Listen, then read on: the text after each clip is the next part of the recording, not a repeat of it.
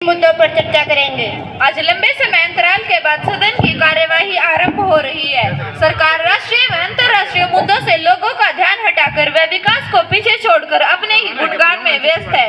आज हम सदन में देश की बिगड़ती हुई कानून व्यवस्था, महंगाई, राष्ट्रीय शिक्षा नीति और महिला सशक्तिकरण जैसे मुद्दों पर चर्चा करेंगे।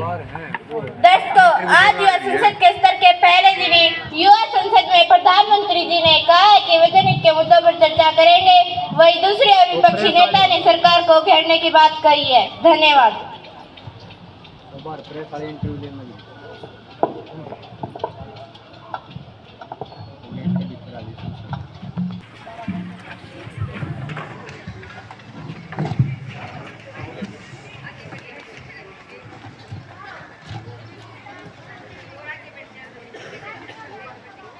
गिनती शुरू हो गई है भाई।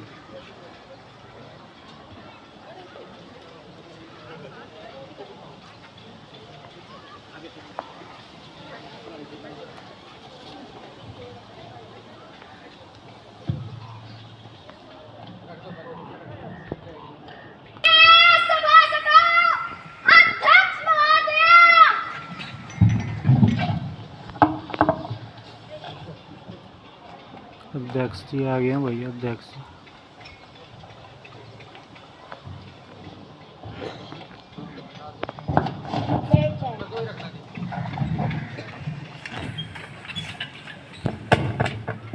आज के इस सदन में मैं आप सभी का अभिनंदन करती हूँ और आशा करती हूँ कि आज हम राष्ट्रहित से जुड़ी देश विदेश की गतिविधियों पर कार्य करेंगे। मैं आज की कार्यवाही को आरंभ करने की घोषणा करती हूँ। सर्वप्रथम शपथ ग्रहण समारोह होगा। महासचिव जी नवनिर्वाचित सदस्यों को शपथ दिलवाई जाएगी। जी अध्यक्ष महोदया, मैं कुमारी रिया जो भरतपुर लोकसभा निर्वाचन क्षेत्र से सांसद चुनकर आई है, उन्हें शपथ ग्रहण करने के लिए आमंत्रित करती हूँ। कुमारी रिया।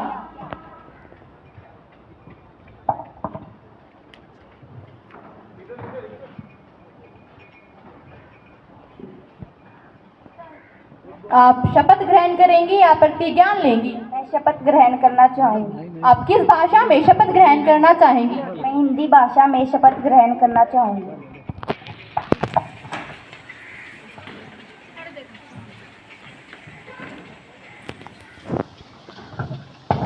मैं कुमारी रिया जो लोकसभा के लिए निर्वाचित हुई हूँ, मैं ईश्वर की शपथ लेती हूँ कि मैं विधि द्वारा स्थापित भारत के संविधान के प्रति सच्ची श्रद्धा और निष्ठा रखूंगी। मैं भारत की प्रभुसत्ता और अखंडता को अक्षुण्ण बनाए रखने के लिए जिस पद को ग्रहण करने वाली हूँ, उसके कर्तव्यों का शुद्ध अंतःकरण से निर्वहन करूँगी।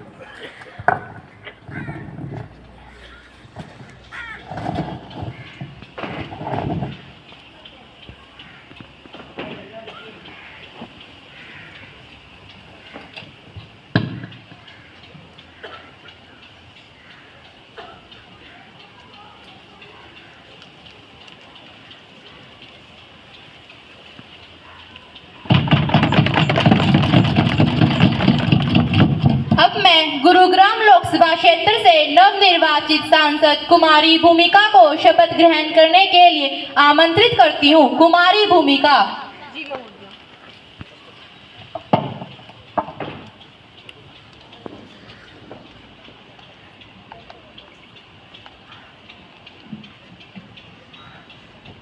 आप शपथ ग्रहण करेंगी या प्रतिज्ञान लेंगी? मैं प्रतिज्ञान लूँ। आप किस भाषा में प्रतिज्ञान लेंगी? मैं अंग्रेजी भाषा में प्रतिज्ञान लूँ।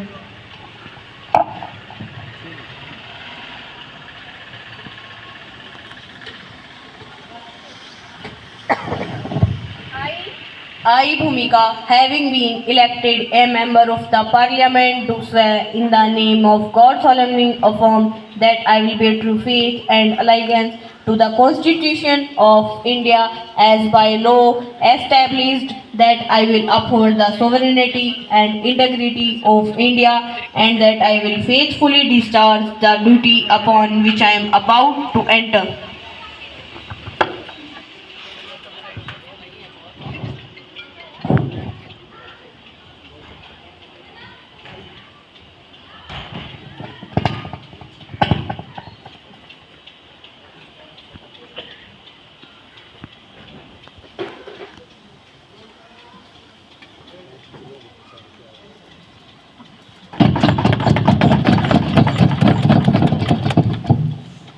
मैं मेरठ लोकसभा क्षेत्र से नवनिर्वाचित सांसद कुमारी प्रिया को शपथ ग्रहण करने के लिए आमंत्रित करती हूँ। कुमारी प्रिया।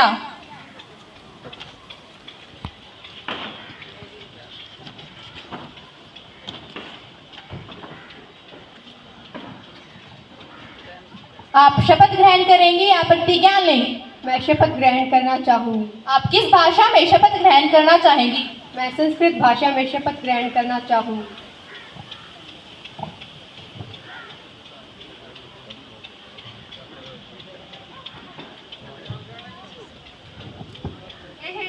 अहं प्रिया या राज्यसभाया सदस्यत्वेन निर्वाचिते अस्मि।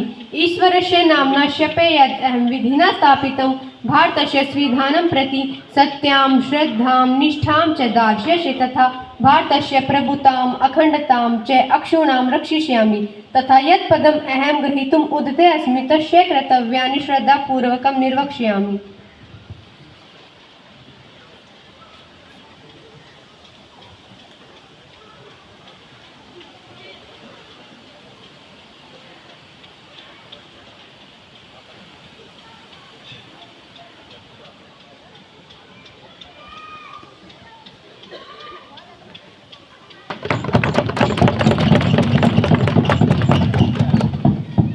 माननीय प्रधानमंत्री जी, सदन से नए मंत्रियों का परिचय करवाएं।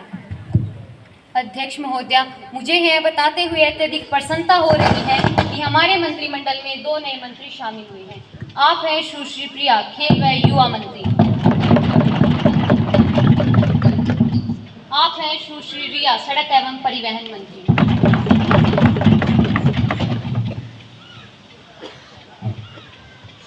सम्मानित सदस्यों, यह मेरा कर्तव्य बनता है कि एक दुखद घटना के बारे में मैं आप सभी को सूचित करूं कि भारत के पूर्व प्रधानमंत्री डॉक्टर मनमोहन सिंह जी, जिनका 92 वर्ष की उम्र में 26 दिसंबर 2024 को निधन हो चुका है, वे भारत के पूर्व प्रधानमंत्री और जाने माने अर्थशास्त्री भी थे।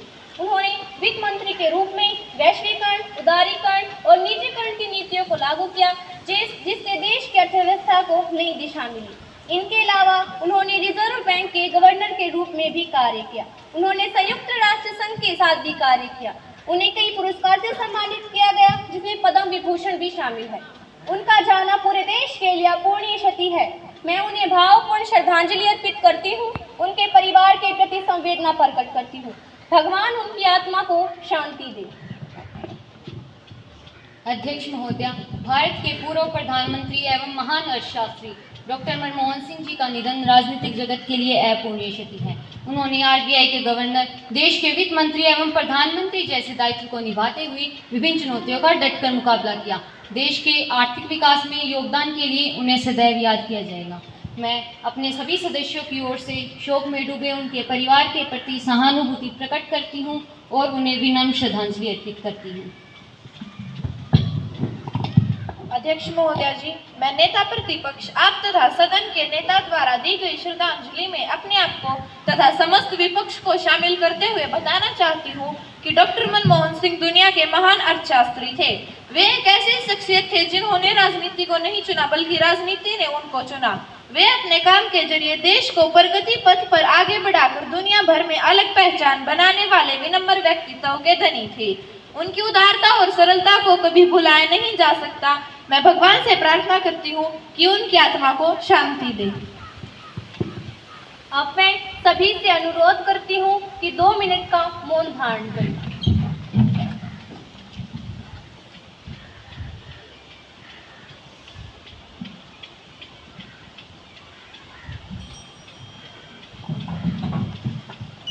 महासचिव जी, शोक संदेश शोक संतप्त परिवार को भेज दिया जाए। जी अध्यक्ष महोदया, शोक संदेश की एक प्रति शोकाकुल परिवार को भेज दी जाएगी। माननीय सभासदों, आपको यह सूचना देते हुए मुझे अपार हर्ष हो रहा है कि आज हमारी संसद की शोभा बढ़ाने के लिए विदेशी मेहमानों के रूप में फ्रांस की प्रधानमंत्री सुश्री सपना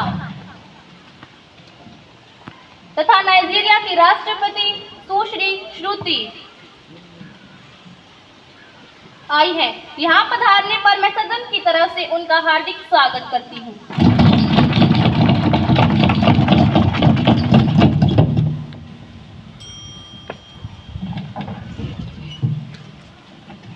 प्रश्नकाल आरंभ होता है।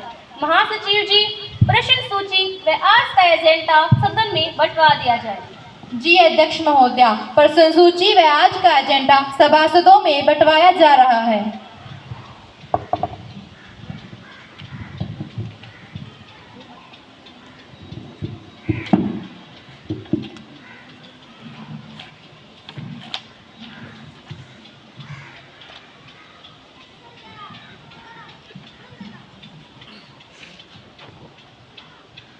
प्रश्न संख्या 101 सुश्री मानसी। धन्यवाद अध्यक्ष महोदय जी। मैं 2 पंक्तियों के माध्यम से अपनी बात कहना चाहूंगी। झील में पानी बरसता है हमारे देश में, झील में पानी बरसता है हमारे देश में, खेत पानी को तरसता है हमारे देश में, जिंदगी का हाल खस्ता है हमारे देश में, दूध महंगा और खून सस्ता है हमारे देश में। अध्यक्ष जी, दूध महंगा और खून सस्ता है हमारे देश में। माननीय अध्यक्ष महोदय जी, मैं आपके माध्यम से सत्ता पक्ष से पूछना चाहूंगी, तो क्यों आज नौकरी मांगने वाले नौजवानों पर लाठियां बरसाई जा रही हैं? क्यों आज युवा रोजगार की तलाश में डंकी रूट के माध्यम से कभी अमेरिका जाते हैं, कभी कनाडा जाते हैं, तो कभी यूके जाते हैं? क्यों आज हरियाणा, पंजाब, गुजरात और यूपी के युवाओं को उनके देश में ही रोजगार नहीं मिलता? क्यों आज उन्हें विदेशों की ओर जाना पड़ रहा है? अध्यक्ष जी, मैं पूछना चाहूंगी, क्यों आज सरकार दिन प्रतिदिन डीजल, पेट्रोल, गैस, दाल चावल सभी खाद्य पदार्थों के दाम बढ़ाती जा रही है? हर वस्तु पर जीएसटी लगा के महंगाई इतनी बढ़ती जा रही है। अध्यक्ष जी, वित्त मंत्री ने विकास के लिए कैसी रेल चलाई है? जनता है बेहाल और कमर तोड़ महंगाई है। धन्यवाद अध्यक्ष महोदय। माननीय वित्त मंत्री जी। धन्यवाद माननीय अध्यक्ष महोदया। मैं आपके माध्यम से विपक्ष को बताना चाहूंगी कि कलम सत्य की धर्म पीठ है, शिवम सुंदरम गाती है, राजा भी अपराधी हो तो सीना ठोक बताती। ये जो हम पर इल्जाम लगाए जा रहे हैं, क्या आपकी सरकार में महंगाई नहीं थी? जब आपकी सरकार में महंगाई थी तब आपने कौन से कदम उठाए? तब कहाँ सो रही थी आपकी सरकार? कहाँ सो रही थी आपकी सरकार? मैं आपकी जानकारी के लिए बता दूं कि भारत की अर्थव्यवस्था की मंदी में जाने की संभावना 0% है। हमारे प्रधानमंत्री ने विदेशों से अंतर्राष्ट्रीय व्यापार बढ़ाया है, वहीं दूसरी ओर भारतीय उद्योगों में निवेश बढ़ाकर नौजवानों को रोजगार उपलब्ध करवाए जा रहे हैं तथा नौजवानों को स्वावलंबी बनाने के लिए स्टार्टअप लोन दिए जा रहे हैं। माननीय अध्यक्ष जी, मैं आपके माध्यम से बताना चाहूंगी कि 1973 में अर्थव्यवस्था की ग्रोथ -0.55% थी। 2022 में यह बढ़कर 8.5% हो गया अध्यक्ष जी, 8.5%। खैर, अगर अंतर्राष्ट्रीय स्तर पर कच्चे तेल की कीमतें बढ़ेंगी तो पेट्रोल और डीजल के दाम भी बढ़ेंगे। अगर उपभोग बढ़ेगा तो कीमतें भी बढ़ेंगी। खाद्य वस्तुओं के मूल्यों में महंगाई दर कम हुई है। अक्टूबर में खुदरा महंगाई दर 8.39% हो गई है। कहाँ घटी है ये तो बढ़ती जा रही है। कृपया शांत रहे। क्षमा करें अध्यक्ष महोदय, मैं इस पर कुछ कहना चाहूंगी। ये तो वही बात हो गई जैसे एक कुशल गृहिणी पुराने संदूक को पेंट करके दोबारा उसमें अपना सामान रख देती है, उसी तरह ये सरकार भी पुरानी योजनाओं को नए नाम देकर हमारे सामने रख रही है। वही उज्ज्वला योजना, वही दीनदयाल योजना, वही विजन की बातें हो रही है, वही महंगाई, वही बेरोजगारी, सब कुछ वही तो हो रहा है जिनकी ने कोई चिंता ही नहीं है। धन्यवाद अध्यक्ष महोदय। माननीय अध्यक्ष जी, ये वही योजनाएं नहीं है। हमारी सरकार ने इनमें विभिन्न प्रकार के बदलाव किए हैं। जहां देश के नागरिकों को पीड़ा थी कि कोई अस्वस्थ हो जाए, आज हम उन्हें 5 लाख का स्वास्थ्य बीमा दे रहे हैं। उज्ज्वला योजना के तहत आज लगभग सभी को गैस सिलेंडर प्रोवाइड करवाए जा रहे हैं। धन्यवाद माननीय अध्यक्ष महोदय। प्रश्न संख्या 102 नेता प्रतिपक्ष सुश्री आशा। धन्यवाद अध्यक्ष महोदया। मैं नेता प्रतिपक्ष सुश्री आशा आपके माध्यम से सबसे पहले धन्यवाद करना चाहूंगी इस देश के महान नागरिकों का जिन्होंने एक मजबूत विपक्ष को चुना है। हम आवाज बन के रहेंगे उन गरीब देशवासियों की जिनकी समस्या ना इस सदन में व्यक्त होती है ना अखबारों में व्यक्त होती है। मैं आवाज उठाऊंगी उन विद्यार्थियों के लिए जिनकी सालों की मेहनत व्यर्थ हो गई है। वो रो रहे हैं, सड़कों पर दर दर की ठोकरें खा रहे हैं। इसमें चाहे बिहार बीपीएससी परीक्षा का मामला हो या नीट पेपर लीक का, अध्यक्ष महोदय, राष्ट्रपति APJ अब्दुल कलाम आजाद जी ने कहा था कि दुनिया बदलने की ताकत शिक्षा में है और जिस राष्ट्र में शिक्षा के साथ खिलवाड़ किया जाए उस राष्ट्र की दुर्दशा का अनुमान कोई नहीं लगा सकता। और आज यही हाल हमारे देश में शिक्षा का है। आज सरकार विद्यार्थियों के लिए चिंतित नहीं है, ना ही NEP के लक्ष्य ही स्पष्ट है। अध्यक्ष महोदय, मैं आपके माध्यम से माननीय प्रधानमंत्री जी से नेशनल एजुकेशन पॉलिसी के लक्ष्यों को लेकर मार्गदर्शन चाहूंगी। धन्यवाद अध्यक्ष महोदय। माननीय प्रधानमंत्री जी। धन्यवाद अध्यक्ष महोदय। कथानक अगर व्याकरण समझे तो सुरभित छंद हो जाए, कथानक अगर व्याकरण समझे तो सुरभित छंद हो जाए, हमारे देश में फिर से सुखद मकरंद हो जाए। मेरे ईश्वर मेरे दाता यही मांगती मैं तुमसे, युवा पीढ़ी संभल करके विवेकानंद हो जाए, विवेकानंद हो जाए। अध्यक्ष जी, हमारे प्रेरणा स्रोत स्वामी विवेकानंद जी कहा करते थे कि यदि मुझे 100 ऊर्जावान युवा मिल जाएं तो मैं इस देश की दशा व दिशा दोनों बदल कर रख सकता हूँ। अध्यक्ष महोदय, इस देश की दशा व दिशा दोनों बदलेंगे और ये होगा NEP के जरिए, जिससे भविष्य में भारत ज्ञान, विज्ञान, अनुसंधान और टेक्नोलॉजी में हर ऊंचाई को छुएगा। अध्यक्ष महोदय, अब तक हमारी शिक्षा नीति में व्हाट टू थिंक पर फोकस था, परंतु राष्ट्रीय शिक्षा नीति 2020 में हाउ टू थिंक पर बल दिया जा रहा है। इसके साथ साथ art integrated, critical thinking, skill based learning, discovery based, discussion based और न जाने से कितने ही स्किल बेस्ड वोकेशनल कोर्सेज को शामिल किया गया है। अध्यक्ष महोदय, इस शिक्षा नीति से विद्यार्थी आने वाले भारत के भविष्य के लिए डॉक्टर, इंजीनियर, खिलाड़ी, अफसर, नेता, अभिनेता बनकर इस राष्ट्र का निर्माण करेंगे। जरूरी नहीं कि देश का हर युवा भगत सिंह की तरह फांसी के फंदे पर ही चढ़े, वो चांद और मंगल पर भी चढ़ सकता है। और यह भी जरूरी नहीं कि देश की बेटियां रानी लक्ष्मीबाई की तरह तलवार लेकर घोड़े पर भी दौड़े, हिमा दास की तरह मेडल लेकर ट्रैक पर भी दौड़ सकती हैं।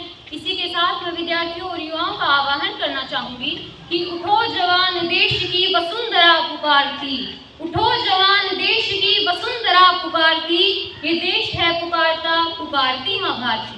धन्यवाद।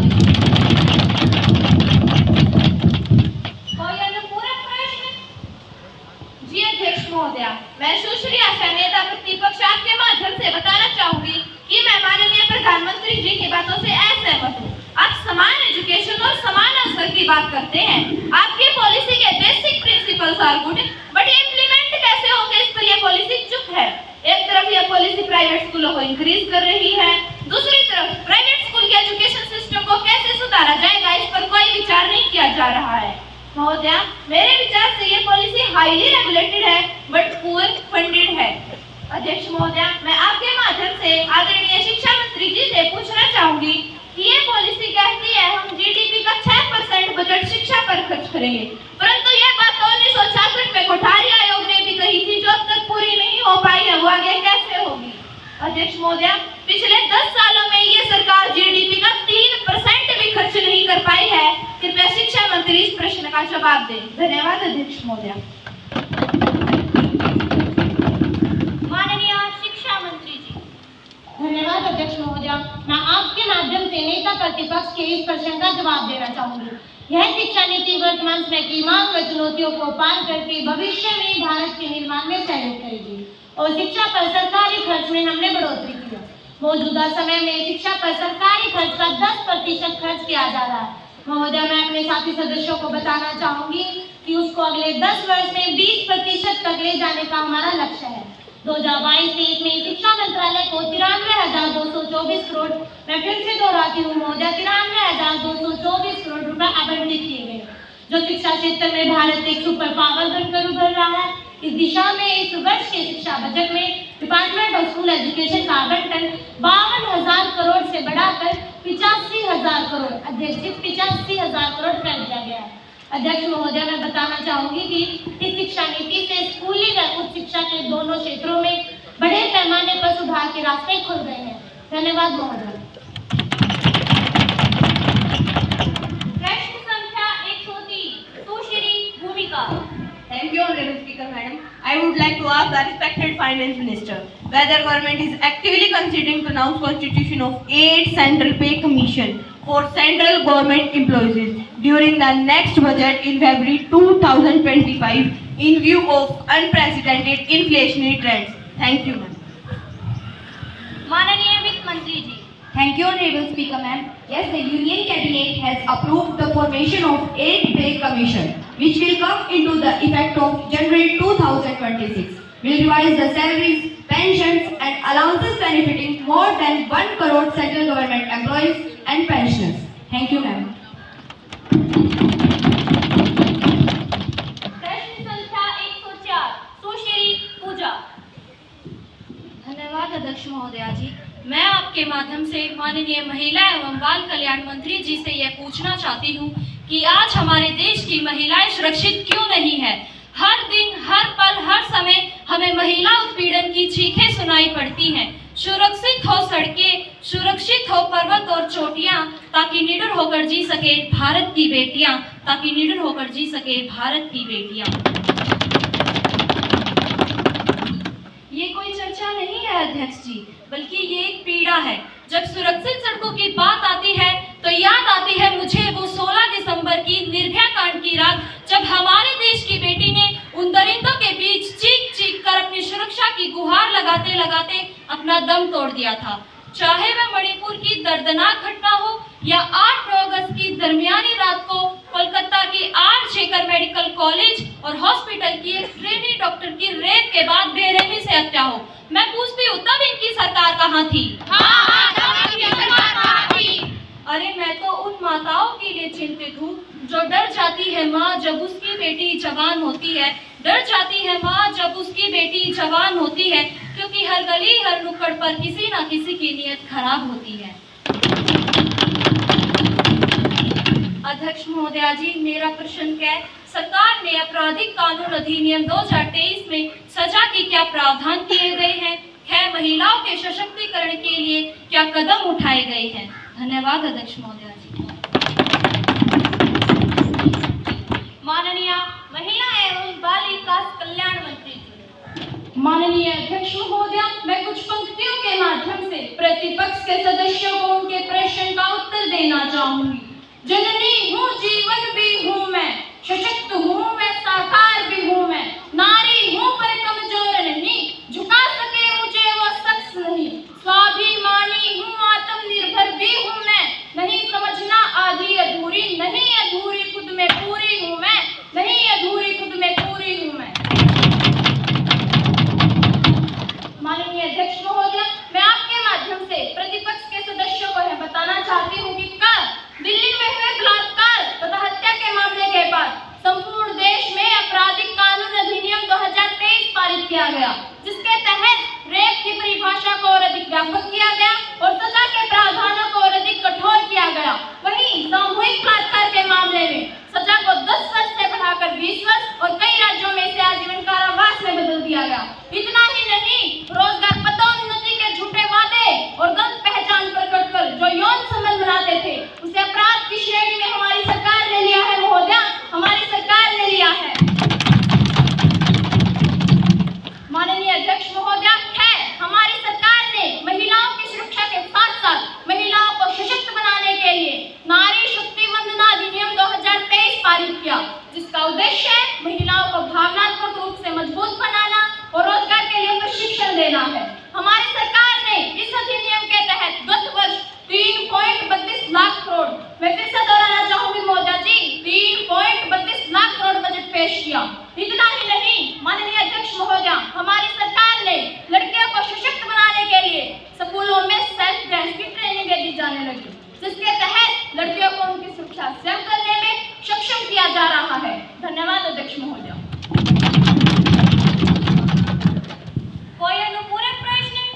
जी अध्यक्ष महोदया, मैं विपक्षी सदस्य सुश्री प्रियंका के माध्यम से ये बताना चाहती हूँ कि माननीय मंत्री महोदय ने जो इतनी बड़ी बड़ी बातें बताई और इतने कानून बताए, अब मैं फैक्ट की बात करती हूँ। अध्यक्ष महोदया, अगर एनसीआरबी के ताजा आंकड़ों की बात करूँ तो पिछले साल के मुकाबले रेप के मामलों में 13.23% की वृद्धि हुई है। अध्यक्ष महोदया जी, 13.23% की, ये मेरे पास आंकड़े हैं महोदया जी, मैं कोई मनगढ़ंत बातें नहीं कर रही हूँ। आज हमारे भारत में हर घंटे 3 महिलाएं रेप का शिकार हो रही हैं और आंकड़ों के मुताबिक हर साल औसतन 25,000 रेप के मामले दर्ज किए जाते थे, लेकिन इस साल आंकड़े 30,000 से ऊपर पहुंच गए महोदया जी, 30,000 से ऊपर पहुंच गए हैं। इन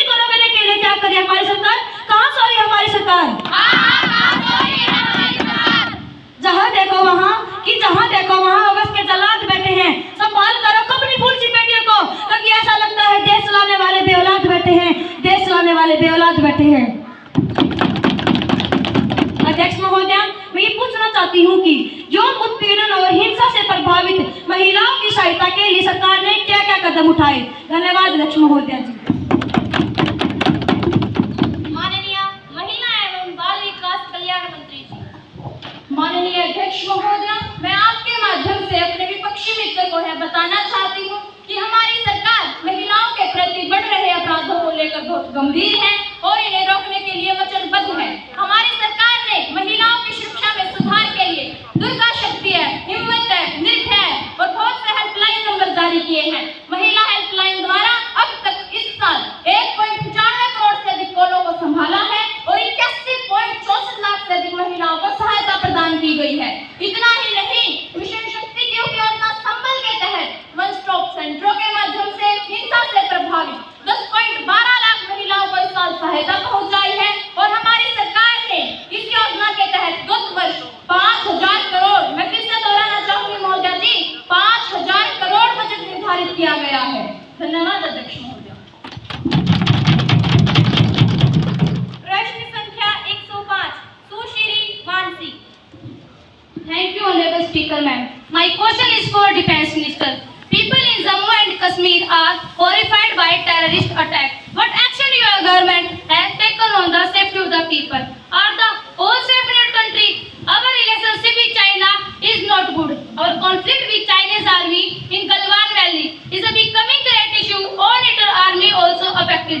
Can you tell us how can defense tackle them at same time? Thank you, ma'am. माननीय रक्षा मंत्री जी। Thank you, Speaker, ma'am. As you know, the people in Jammu and Kashmir are horrified by terrorist attacks. Keeping in the view the safety of people, we deployed army there. We have also strengthened our defense system and we built strong relations with Russia. We are sure that they will definitely help us to solve this matter. Our Prime Minister has also made the proposal among UNO regarding this subject. I hope you all are satisfied by my answer. Thank you, Speaker, ma'am.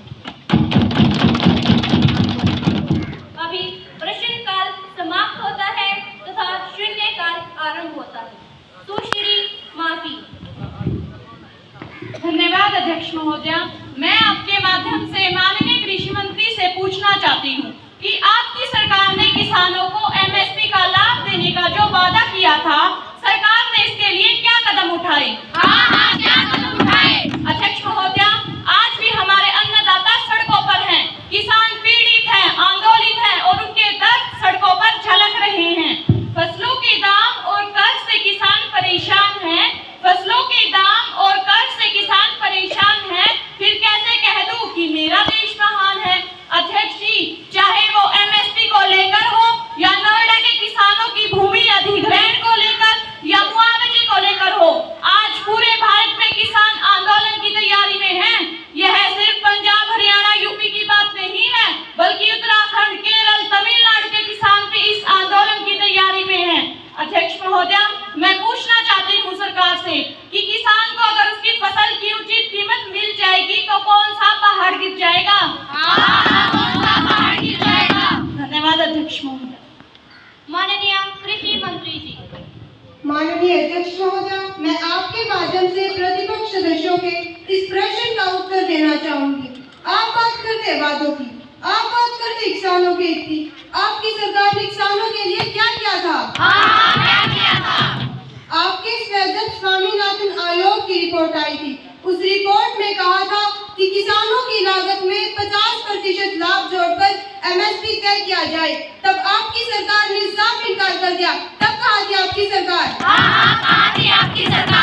मेरे पास दस्तावेज मानिए, इनकी सरकार ने कहा था कि 50% लाभ जोड़ देने से मंडी में विकृति आ जाएगी। तब कहा थी आपकी सरकार? अध्यक्ष जी, इनके हाथी के दांत खाने के कुछ और, दिखाने के कुछ और। हमारी सरकार ने माननीय प्रधानमंत्री जी के नेतृत्व में एमएसपी के दामों को लगभग दुगना कर दिया है। अगर आंकड़ों की बात करें तो जहाँ इनकी सरकार के इसमें बाजरा महज 1250 रुपए था, हमारी सरकार ने इसे 2625 रुपए तक पहुँचा दिया है। अगर वही गेहूं की बात करें तो जहाँ इनकी सरकार के इसमें गेहूं मात्र 1400 रुपए था, हमारी सरकार ने इसे भी 2275 रुपए तक पहुंचा दिया है। अगर वही दान की बात करें तो इसे भी हमारी सरकार ने 1345 रुपए से 2320 रुपए तक पहुंचा दिया है। माननीय अध्यक्ष महोदया, हमारी सरकार ने किसानों की आय में बढ़ोतरी का काम किया है। जहां 2016-17 में किसान की मासिक आय मात्र 8,069 रुपया थी, हमारी सरकार ने इसे 2022-23 में बढ़ाकर 12,698 अध्यक्ष जी 12,698 रुपए तक पहुंचा दिया है। इसमें 58% तक की वृद्धि हुई है।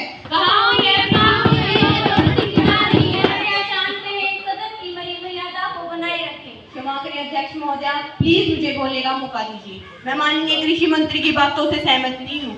आज हमारे देश में किसानों की हालत लगातार खराब होती जा रही है और महंगाई बढ़ती जा रही है। ये तो वही बात हुई, आमदनी 98, खर्चा रुपया, क्या करेगा किसान भैया। अध्यक्ष जी, पिछले साल के अगर नाबार्ड के आंकड़ों की बात करूं तो उसके मुताबिक किसानों को फसलों के कम मूल्य के कारण 1400 करोड़ का, अध्यक्ष जी 1400 करोड़ का घाटा हुआ है। आपने एनपीए के माध्यम से बड़े बड़े उद्योगपतियों के तो हजारों करोड़ों ऋणों को निरस्त कर दिया, लेकिन किसानों के एमएसपी पिलो के पास पैसा क्यों नहीं है। धन्यवाद अध्यक्ष महोदया। कोई अन्य प्रश्न? जी अध्यक्ष महोदया, मैं विपक्षी सदस्य सुश्री तनु कुमारी, मैं आपके माध्यम से कृषि मंत्री से पूछना चाहूंगी कि सरकार ने किसानों के कल्याण और उनकी समस्याओं को दूर करने के लिए क्या क्या कदम उठाए। धन्यवाद अध्यक्ष महोदया। माननीय कृषि मंत्री जी। माननीय अध्यक्ष महोदया, मैं आपके माध्यम से प्रतिपक्ष सदस्यों को बताना चाहूंगी कि हमारी सरकार एक और किसानों की स्थिति में सुधार के लिए लगातार योजनाएं लागू कर रही है। वो चाहे फसलों के लिए फसल बीमा योजना हो, वो चाहे किसान क्रेडिट कार्ड योजना हो या कम ब्याज पर कर्ज की व्यवस्था हो। हमारी सरकार का सिर्फ यही लक्ष्य है, हर खेत को पानी हर हाथ को काम, हर खेत को पानी हर हाथ को काम। इसके लिए हमारी सरकार ने एक और जहां सिंचाई के लिए बिजली की दरों को कम किया है, वहीं दूसरी तरफ पीएम किसान सम्मान निधि योजना के तहत किसानों के खाते में सालाना 6,000 रुपए तक की आर्थिक मदद दी है। ये राशि सीधे किसानों के खाते में ट्रांसफर कर दी जाती है। हमारे माननीय प्रधानमंत्री जी का नारा है, न खाऊंगी न खाने दूंगी। माननीय अध्यक्ष महोदया, मैं ये दृढ़ता के साथ कहना चाहती हूँ कि किसान कल्याण के लिए हमारी सरकार पूरी तरह से प्रतिबद्ध है, पूरी तरह से प्रतिबद्ध। माननीय अध्यक्ष महोदया, किसान हमारे लिए सिर्फ वोट बैंक ही नहीं है, बल्कि वो हमारे लिए अन्नदाता है, वो हमारे लिए जीवन दाता है। धन्यवाद अध्यक्ष महोदया। सुश्री भूमिका। धन्यवाद अध्यक्ष महोदया, मैं आपके माध्यम से माननीय वित्त मंत्री से पूछना चाहती हूँ कि आज जो डॉलर की कीमतें 86.71 रुपए पर पहुंच चुकी हैं, क्या रुपए की कीमतें अंतर्राष्ट्रीय स्तर पर स्थिर रहेंगी। धन्यवाद अध्यक्ष महोदया। माननीय वित्त मंत्री जी। धन्यवाद माननीय अध्यक्ष महोदया, मैं आपके माध्यम से विपक्ष को बताना चाहूंगी कि संघर्षों के साए में इतिहास हमारा पलता है, जिस ओर जवानी चलती है उस ओर जमाना चलता है। वही बात तो है, जिस ओर विश्व की करेंसी चलती है उसी ओर भारत की करेंसी चलती है। महोदया, अगर मैं आपके प्रश्न के उत्तर में कहूँ कि दुनिया में किसी भी एक ऐसी मुद्रा की बात कीजिए जो अपने दम पर खड़ी हुई है तथा उसमें अन्य मुद्राओं की तरह ज्यादा उतार चढ़ाव देखने को नहीं मिलता, तो वह है भारतीय रुपया। हमने इस स्थिति को काफी अच्छे से संभाल रखा है। रिजर्व बैंक और वित्त मंत्रालय रुपए पर अपनी बराबर नजर बनाए हुए है। धन्यवाद माननीय अध्यक्ष महोदया। अब शून्यकाल समाप्त होता है। अब आवश्यक दस्तावेज सदन पटल पर रखे जाएंगे। कुमारी वर्षा, जल एवं संसाधन मंत्रालय से संबंधित आवश्यक दस्तावेज सदन पटल पर रखें। महोदया, मैं उड़ीसा में चक्रवात से आसपास के तटीय क्षेत्रों में नुकसान के आकलन की मंत्रिमंडलीय समिति की रिपोर्ट सदन पटल पर रखती हूँ। कुमारी पिंकी, महिला एवं बाल विकास मंत्रालय की रिपोर्ट सदन पटल पर रखें। धन्यवाद अध्यक्ष महोदया, मैं अपनी वार्षिक रिपोर्ट सदन पटल पर रखूँ। कुमारी भारती, गृह मंत्रालय के आवश्यक दस्तावेज सदन पटल पर रखें। धन्यवाद अध्यक्ष महोदया, मैं राष्ट्रीय मानव अधिकार आयोग की रिपोर्ट सदन पटल पर रखी।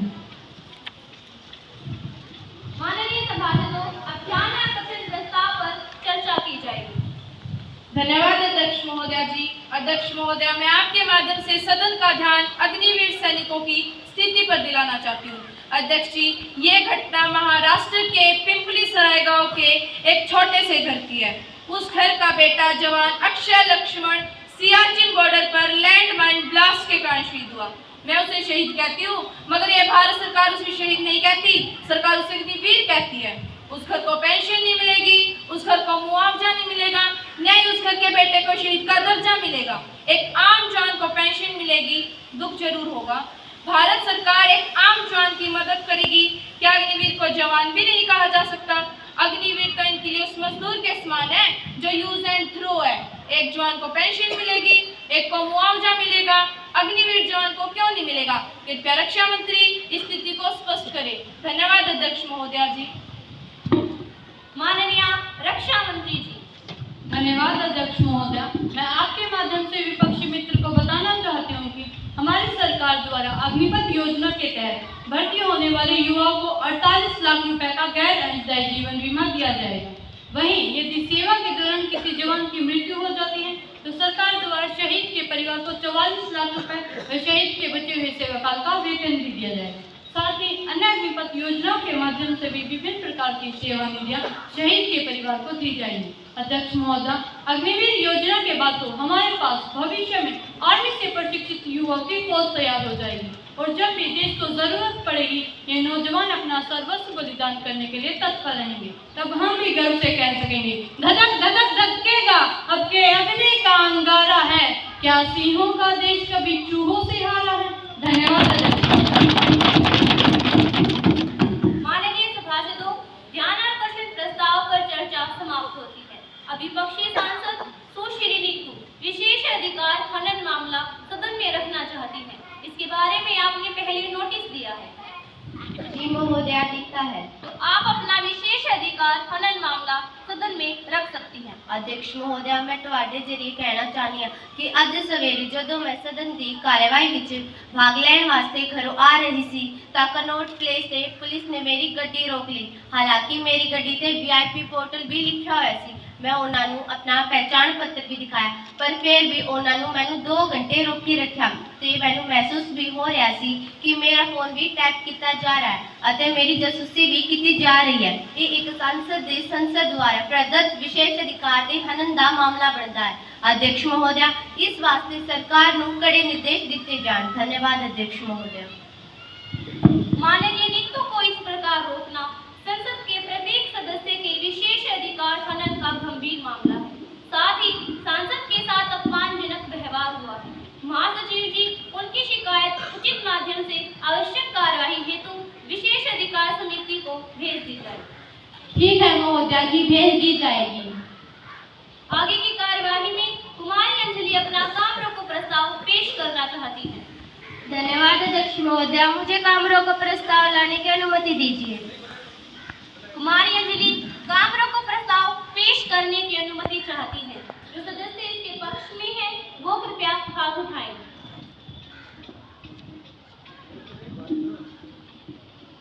जो विपक्ष में है वो हाथ उठाएं।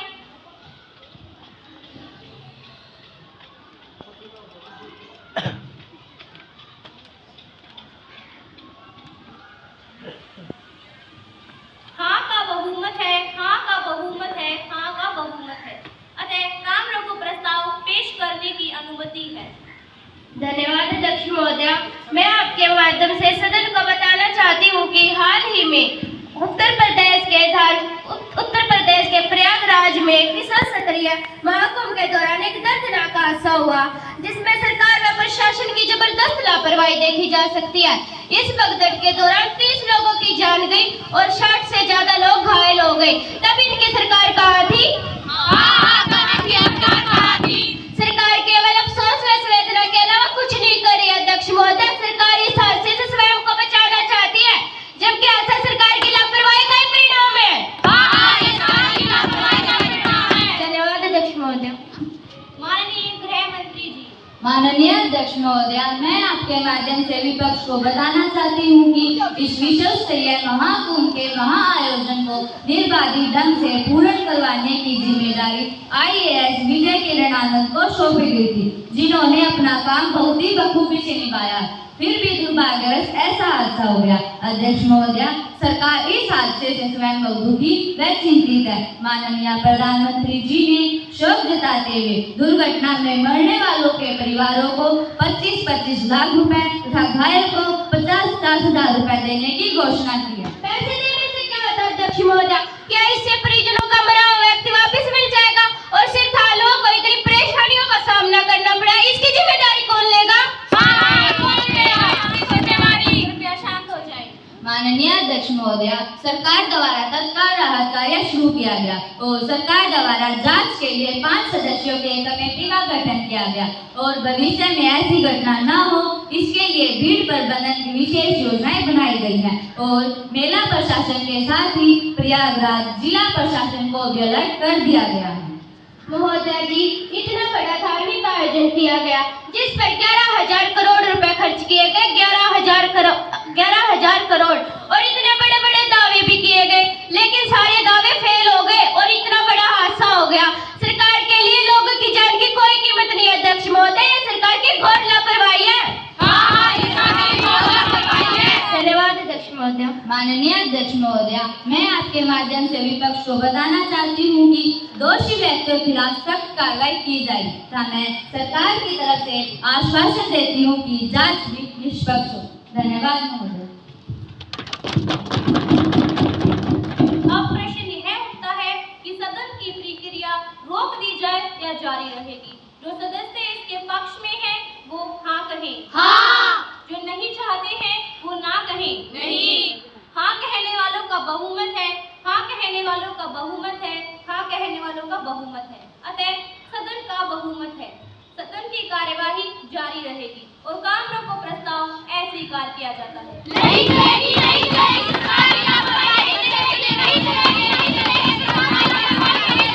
सदन की गरिमा को बनाए रखें।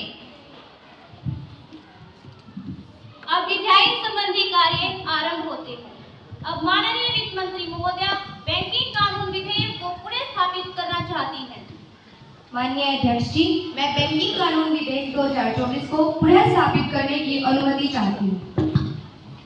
प्रश्न है कि बैंकिंग कानून विधेयक 2024 को पुनः स्थापित करने की अनुमति प्रदान की जाए या नहीं? जो सदस्य इसके पक्ष में हैं कृपया हाथ उठाएं।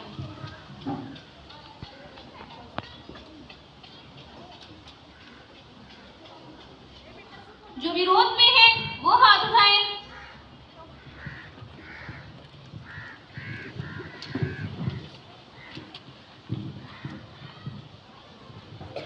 हाँ का बहुमत है, हाँ का बहुमत है, हाँ का बहुमत है।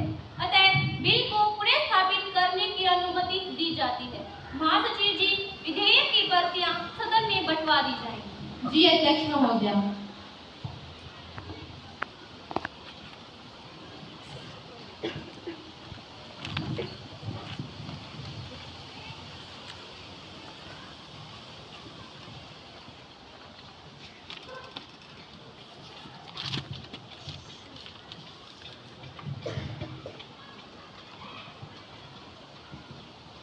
बैंकिंग कानून विधेयक 2024 का पहला वाचन आरंभ होता है।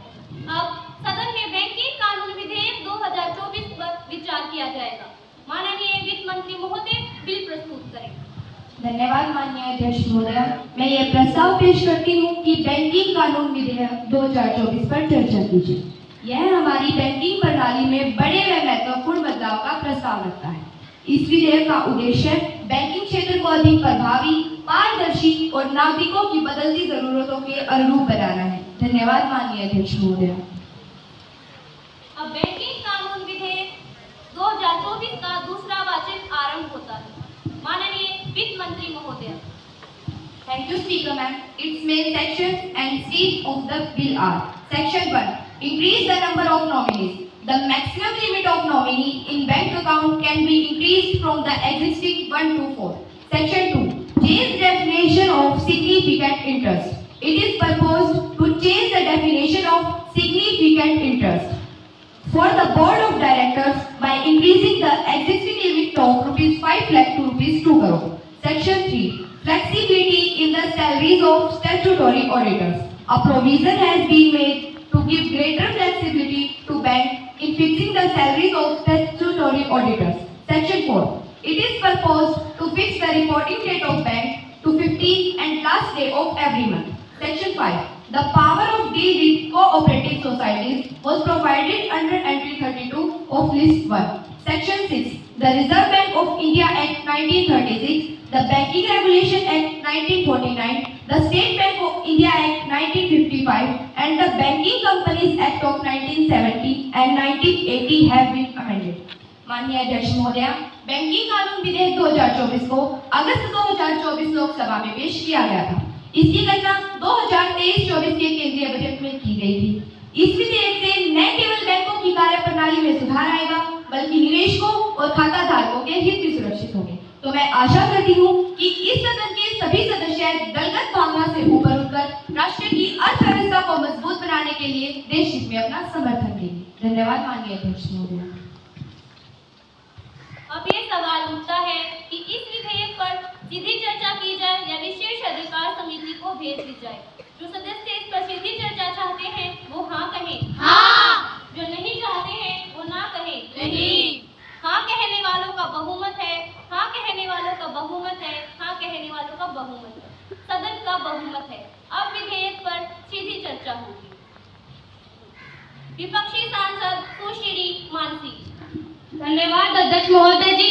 मैं इस विधेयक के खंड 3 का विरोध करती हूँ। इस विधेयक के खंड 3 में पेज नंबर 4 और पॉइंट नंबर 5 में कहा गया है कि now our government is striving to make India the third largest economy in the world. तो महोदय मेरा प्रश्न ये है कि तीसरी बड़ी अर्थव्यवस्था कैसे बन जाएगी, जबकि देश में अब तक की सबसे ज्यादा बेरोजगारी हो गई है, महंगाई हो गई है, विकास की दर तेजी से घट रही है, किसानों की खेती भयानक रूप से घाटे का शिकार हो रही है और छोटे मंझोले दुकानदारों का व्यवसाय चौपट हो रहा है। अध्यक्ष जी, इस विधेयक में किसानों और मध्यम वर्ग को कोई लाभ नहीं है, इसलिए मैं कुमारी मानसी इस विधेयक का पुरजोर विरोध करती हूँ। हाँ, हम इसका विरोध करते हैं। देश ये कैसा बनाया आपने, मैं पूछना चाहूंगी, देश ये कैसा बनाया आपने, लूटकर पैसा बनाया आपने। देखिए जलते दिए भी बुझ गए जब दीपक राग गाया आपने। धन्यवाद अध्यक्ष महोदया। सत्ता पक्ष से माननीय वित्त मंत्री जी। माननीय अध्यक्ष महोदया, मेरे साथी सभासद ने यह शंका जाहिर की, इसके माध्यम से हमारी बैंकिंग प्रणाली व अर्थव्यवस्था का पतन हो रहा है, पर उनकी चिंता गैर वाजिब है। इस विधेयक से न केवल बैंकों की कार्यप्रणाली में सुधार आएगा, बल्कि निवेशकों और खाता धारकों के हित भी सुरक्षित होंगे। और रही बात भारत की अर्थव्यवस्था की, तो मैं हमेशा से ही भारत की अर्थव्यवस्था के बारे में बहुत आश्वस्त हूँ। हमारी अर्थव्यवस्था कई प्रकार के सकारात्मक बदलावों से गुजर रही है और मेरे कुछ विपक्षी साथी जो भारत के भविष्य को लेकर चिंतित है, मैं उन्हें ये विश्वास दिलाना चाहती हूँ कि हमारे इरादे नेक हैं, हमारे हौसले बुलंद हैं और यह विधेयक देश की अर्थव्यवस्था को अच्छी दिशा में लेकर जाएगा। तो मैं आप सबसे बस यही कहना चाहूंगी कि दिया बुझे तो दोष हवाओं को देने से पहले कभी बाकी तेल भी संभाल लिया करो। सूरज की गर्मी को कोसने वालों एक छाता सिर पर टांग लिया करो।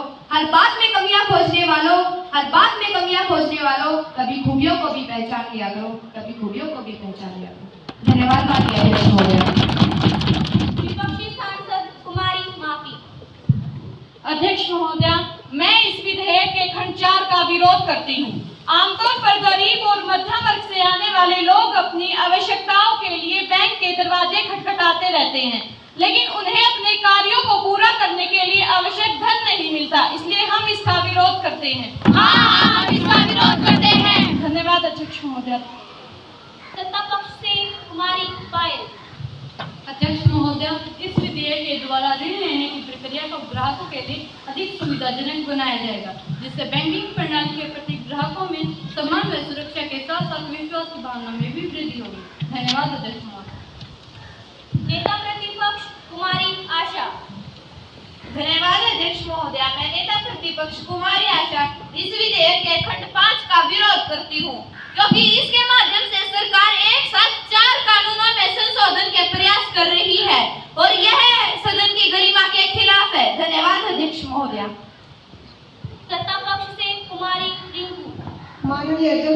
महोदया, मैं आपके माध्यम से विपक्षी दल को बताना चाहूंगी कि हम 4 विधेयक भी ला सकते थे, लेकिन जब सभी एक समान तरह के कामकाज से जुड़े हैं तो हम एक संशोधन विधेयक ही ला रहे हैं।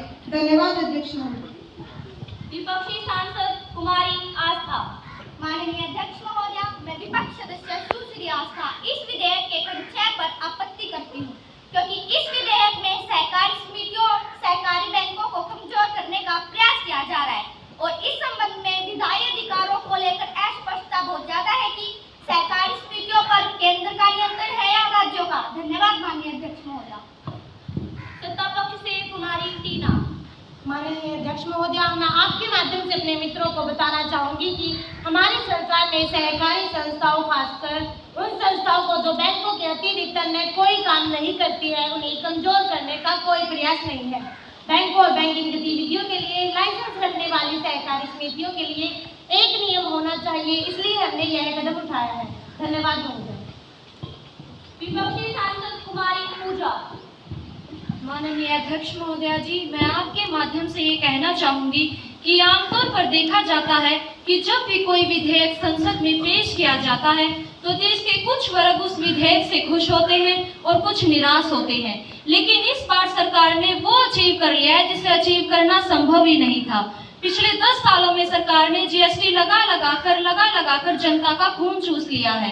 अगर आम आदमी 10 रुपए भी कमाता है, 3 या 3.5 रुपए इनकम टैक्स के माध्यम से दे देता है, 2 से 2.5 रुपए जीएसटी चूस लेता है, 2 रुपए का आपका कैपिटल गेन चार्ज लगता है, 1-1.5 रुपए सेस चार्ज टैक्स में चला जाता है, तो आम आदमी के पास बचता ही क्या है?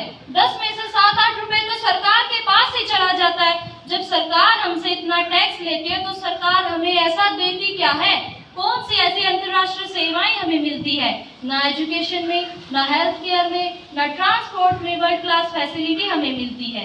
अध्यक्ष महोदया जी, मेरे हिसाब से we in India today pay taxes like England but to get services like Somalia. अध्यक्ष महोदया, समस्त विपक्ष इस विधेयक की चर्चा से सहमत नहीं है। कृपया माननीय प्रधानमंत्री जी स्थिति को स्पष्ट करें। धन्यवाद अध्यक्ष महोदया जी। माननीय प्रधानमंत्री जी अपनी बात रखें। धन्यवाद अध्यक्ष महोदया। नजर को बदलो तो नज़ारे बदल जाते हैं, सोच को बदलो तो सितारे बदल जाते हैं। अध्यक्ष महोदया, आज हमें अपनी सोच बदलने की जरूरत है। भारत की अर्थव्यवस्था बहुत तेजी से आगे बढ़ रही है। भारत की अर्थव्यवस्था विश्व की 4थी बड़ी अर्थव्यवस्था है और आने वाले कुछ सालों में यह 3री बड़ी अर्थव्यवस्था बन जाएगी। अध्यक्ष महोदया, 2014 तक 50 करोड़ नागरिक ऐसे थे जिन्होंने बैंक का दरवाजा तक नहीं देखा था। गरीब को बैंक में प्रवेश नहीं था। हमारी सरकार ने भारत के प्रत्येक नागरिक को बैंक से जोड़ा है। इसके साथ साथ राष्ट्र को आगे बढ़ाने के लिए कई तरह की वित्तीय नीतियां लगातार विकसित की जा रही हैं। हमारी सरकार का मंत्र है लगातार सुधार, लगातार परिवर्तन, और इसी मंत्र को ध्यान में रखकर बैंकिंग कानून अधिनियम 2024 लाया गया है। धन्यवाद अध्यक्ष महोदय। अब सदन की कार्यवाही कल तक के लिए स्थगित की जाती है।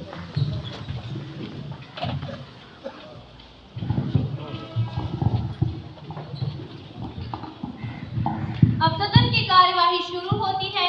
तीसरा वाचन आरंभ होता है। माननीय वित्त मंत्री जी।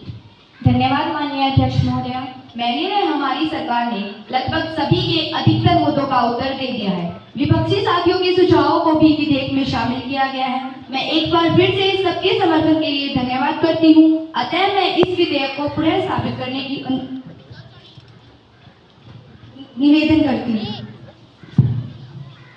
प्रश्न है कि बैंकिंग कानून विधेयक 2024 को पारित किया जाए या नहीं। जो इसके पक्ष में है कृपया हाथ उठाएं।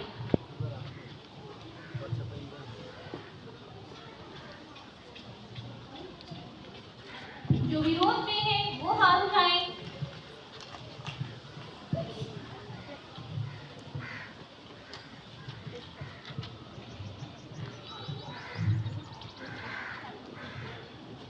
हाँ वालों का बहुमत है, हाँ वालों का बहुमत है, हाँ वालों का बहुमत है।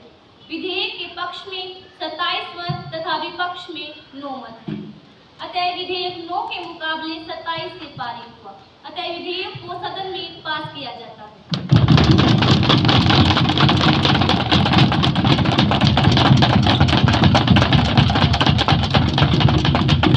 आप